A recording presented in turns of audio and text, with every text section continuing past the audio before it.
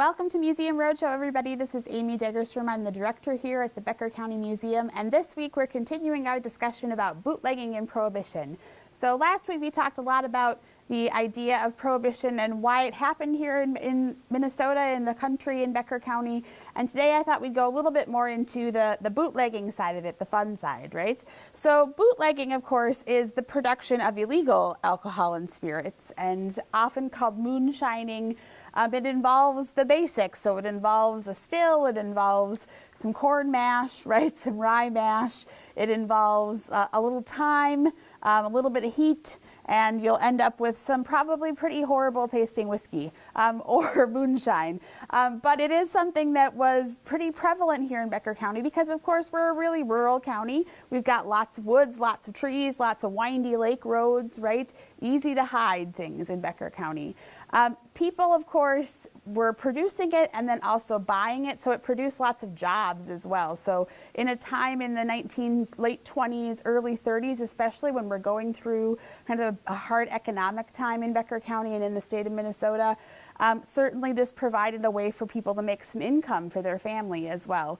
So I wanted to show you a few artifacts we have in our collection that revolve around Prohibition. The first are these bottles here. So these three little bottles, which look pretty innocent, right?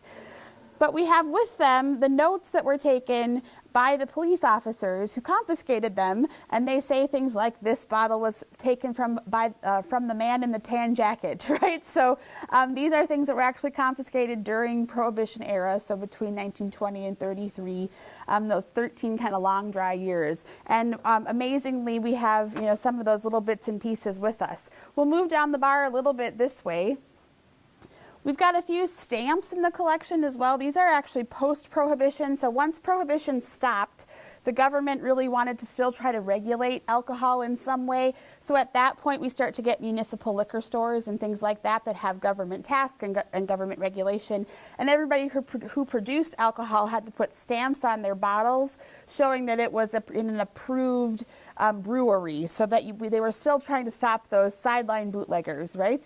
But of course, Becker County, again, we didn't stop just because the law said we had to. So we can see we have a still in the collection. This is an original still from the Height of Land area in Becker County. Section 19 was apparently the place to be if you were a bootlegger.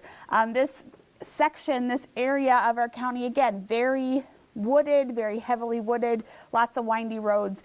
And so this section had a still on at least every third farm. I've heard more than that if we believe the stories.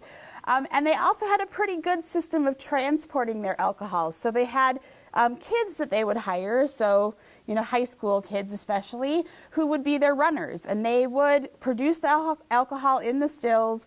They would bottle it up. They'd put it in a big bag so it looked like laundry or something kind of unobtrusive, and then they would hire these kids to come and load it up and haul it down to the road, set it by the side of the road, and then they had the runners, so the car drivers, right, who would come, drive up, grab the drop, and off they would go, and they would go to different places around the county that would then sell it, often called a speakeasy or an illegal saloon, a legal establishment. Sometimes they referred to them as green doors because they would paint the door green, and that would tell you that you could get liquor there. So I don't know how the police didn't catch on to that sooner, but it seemed to work for most of Prohibition, and I've been told that there was a green door bar down by the pavilion at one point in the 1950s and 60s here in Detroit Lakes. So that part of our history stuck around.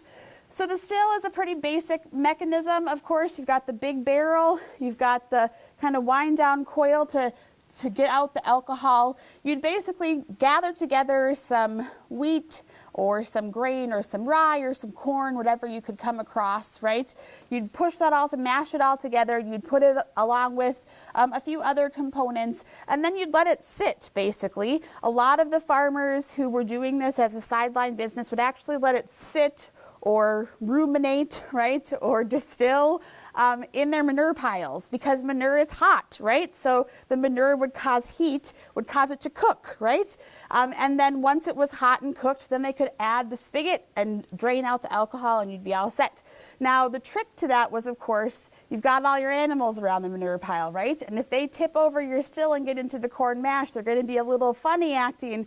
And so they often called the stills a steel cow, because the first place that the law enforcement would check would be the farmyard, the barnyard. And if the animals were acting a little strange, they knew for sure that they were going to find something illegal on that property. And so these stills, again, were very common around Becker County.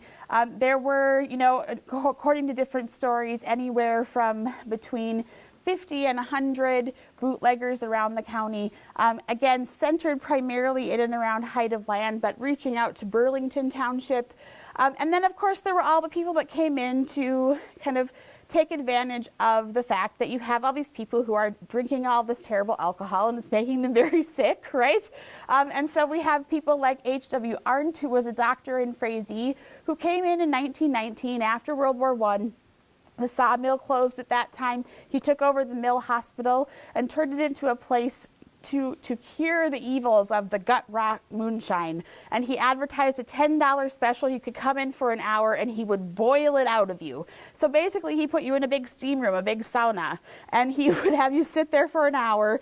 And in theory, when you came out, you were a new person. Or maybe you had to go into his hospital to get a little bit of liquid after that. I think you'd get pretty dehydrated. But so not only do you have the bootleggers, the law enforcement officials, but you also have the runners and the kids who were working to just carry the alcohol, and you have the families in the surrounding areas that were supplying the basic ingredients, and you have all of the temperance people working. So you had all of these jobs that were created by Prohibition and kind of defeated the purpose, I think. So in 1933, FDR signed the end of Prohibition into law. At that time, you could produce 3.2% beer, and that was the first alcohol that was offered to the public in 1933, and I think everybody was pretty happy about it. So thank you so much for joining us on the Museum Roadshow and learning a little bit about bootlegging and Prohibition, a really interesting kind of hidden part of our county's history. We hope to see you next time.